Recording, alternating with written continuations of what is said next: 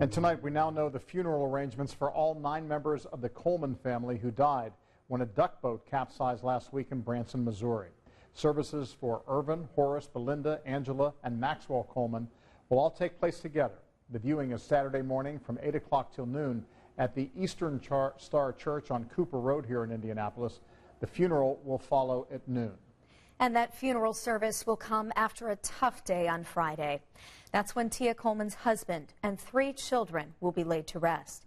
That service on Friday is at Grace Apostolic Church, and our Steve Jefferson is live tonight with how the family is preparing to say goodbye. Steve?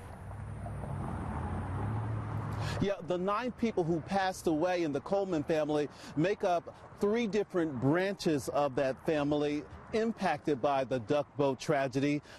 Because it has one of the largest sanctuary locations in the city, 5 of those family members will be laid to rest at Eastern Star. This is the headquarters of Eastern Star Church you see behind me on East 30th Street. The victims are all in this photo taken during their family vacation to Branson, Missouri.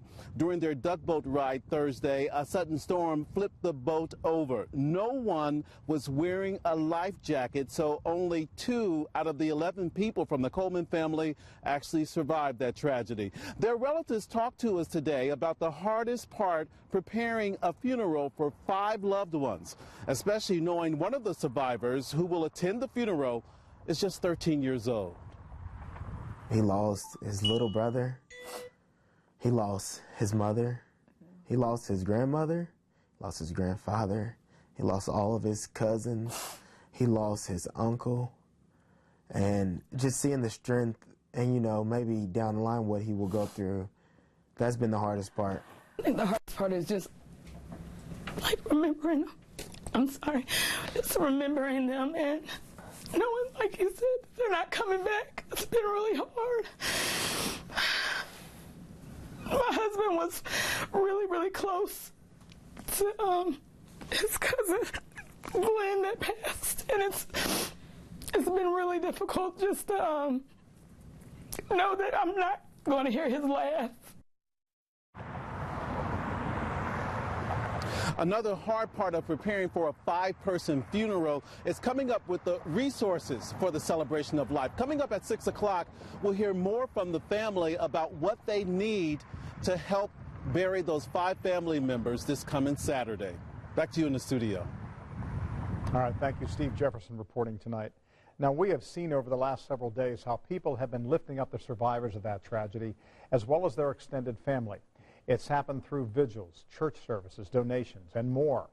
Our Anna Carrera here to explain now how that extends into our local law enforcement community on a very personal level. Yeah, that's right, John. A couple people connected to the Coleman family have actually, that we talked with, work for the Marion County Sheriff's Office.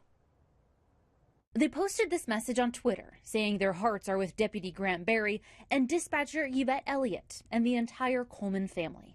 We talked with the lieutenant from the Sheriff's Office this afternoon. Spiritual. We all are here praying for him, keeping him in our thoughts and our prayers each and every day, just letting him know constantly that he will get through this eventually, and we're always going to be with him every step of the way. That's Lieutenant Daniel Norris, who started working with Deputy Berry almost a decade ago. Norris says he met almost all of the Coleman family and says they were such a tight-knit group. He says hearing about this tragic accident rocked him to the core, so he reached out to his friend to try to show support. What do you say to something like that? You know, what do you say to someone that's lost so much so quickly? So I just wanted to just send out my love, send out my heartfelt message to say, hey, I'm here. We all are here for you. We're here for his support. We're here, anything that he needs, we're here for him. And some people in the community are also stepping up in a big way with a special donation for this weekend's funeral services. You'll hear about that coming up tonight at 6. Jenny? Anna, thank you. You know, there are a lot of GoFundMe pages out there, so it is important to know who your money is going to when you try to help. Now, the one that has nearly $700,000 will go to Tia Coleman. She's the woman who lost her husband and 3 children. There are also electronic billboards you may have seen around the city promoting a different GoFundMe page. That money goes to the brother of Irvin Coleman, who died in the sinking. And there's a third GoFundMe page that just started. It has more than $20,000 right now.